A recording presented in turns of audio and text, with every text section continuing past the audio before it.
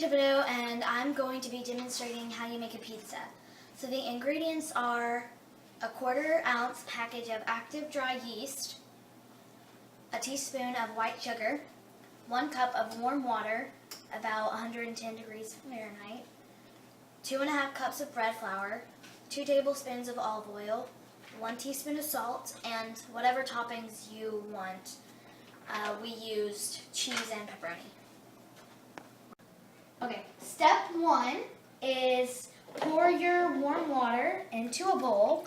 Whoops, I out. Whoops. And then mix your yeast and your sugar and stir it until it all dissolves, and then let it sit for 10 minutes.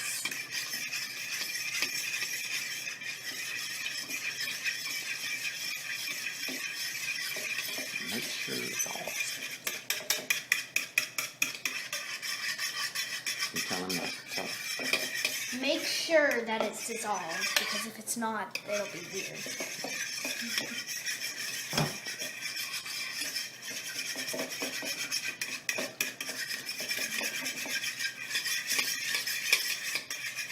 Okay, that's good. And let the yeast rise. Okay, step 2. So after your yeast has risen, you will add your olive oil, your salt,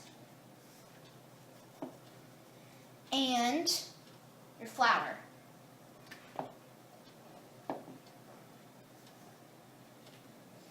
And before you knead it, you may want to put olive oil on your hands.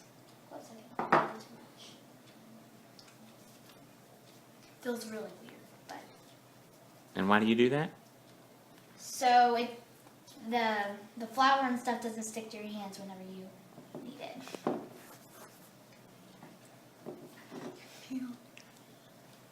And you will do this until it's smooth, and then once you're done, you'll wait for 5 minutes. So once you've kneaded it and it's smooth, just set it down in the bowl and let it sit for 5 minutes. And wash your hands.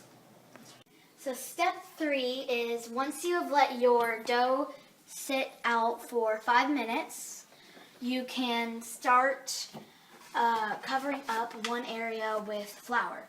Now only make it in a flat surface and don't put too much. Only put enough to where it'll stick. Won't stick. It won't stick to where it won't stick. Don't want it to stick. Is that good? Or just leave it? Okay. So then take your dough, and kind of flop it around a little bit to make sure it's like covered in flour.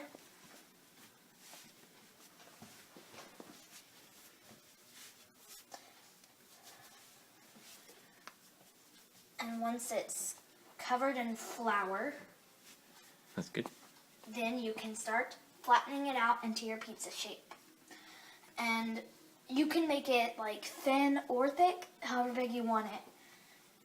So once you've got it flattened out into the shape or size that you want, you can start to toss it once you're done. Step 4.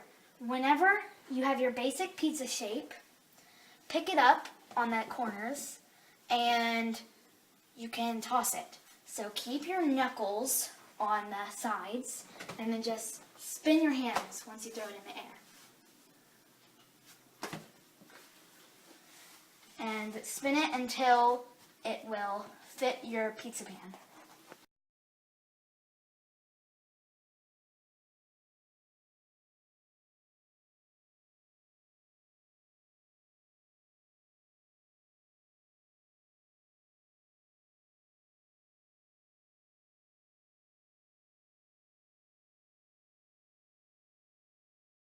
Step 5. Now that you have tossed your pizza crust to the shape of your pizza pan, you want to lightly oil it and maybe put some sprinkles of cornmeal on it. So then pick up your pizza crust. Do it very carefully so it doesn't break. And then place it on your pan. Put it over there.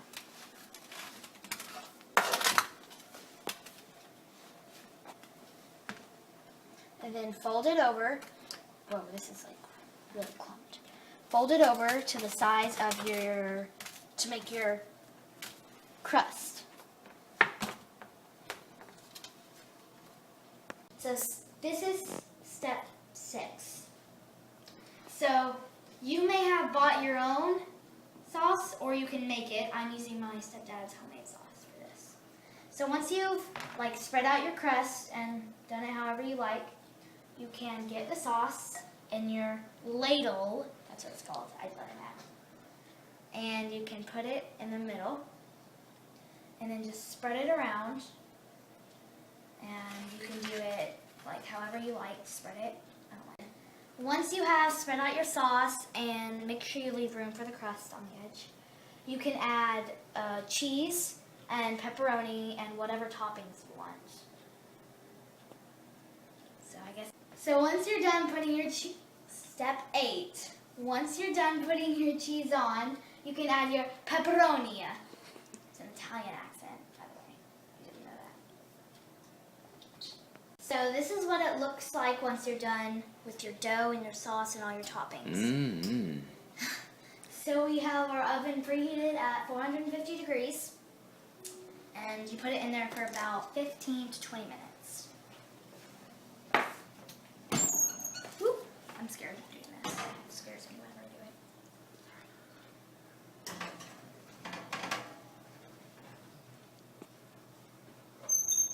it. So then you set your timer on, and at 15 to 20 minutes, and we're going to put ours on at 17, and we'll check it then. Ta-da! Timer just went off, and this is what it looks like. And this is the final product of your pizza.